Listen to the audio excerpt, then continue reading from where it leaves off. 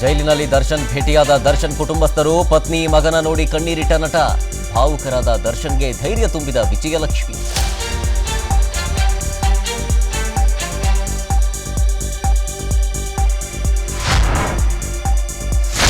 ನನ್ನನ್ನ ನೋಡಿ ಏನ್ ಟೈಗರ್ ಅಂತಂತ ಕೇಳಿದ್ರು ಅಷ್ಟೇ.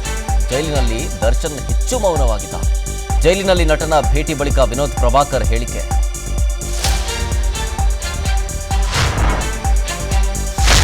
ಸೌಂದರ್ಯ ಜಗದೀಶ್ ಸೂಸೈಡ್ ಪ್ರಕರಣಕ್ಕೆ ಟ್ವೇಸ್ಟ್. ನಿರ್ಮಾಪಕನ ಖಾತೆಯಿಂದ ಪವಿತ್ರಾಗೆ 2 ಕೋಟಿ ವರ್ಗಾವಣೆ. ದುಡ್ಡು ಕಳಿಸಿದ ಮರುದಿನವೇ ಮನೆ ಖರೀದಿಸಿದ್ದ ದರ್ಶನ್ ಗೆಳತಿ.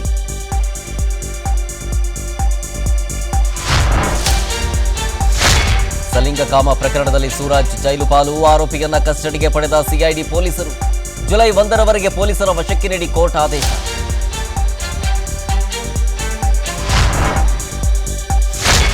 ಹೌದಪ್ಪ, ನಮಗೆ ನಿದ್ದೆ ಇಲ್ಲ.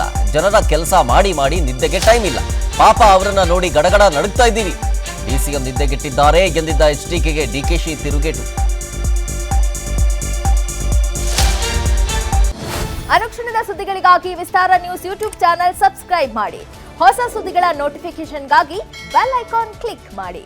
ಲೇಟೆಸ್ಟ್ ಅಪ್ಡೇಟ್ಸ್ಗಾಗಿ www.vistaranews.com ವೆಬ್ಸೈಟ್ಗೆ ವಿಸಿಟ್ ಮಾಡಿ.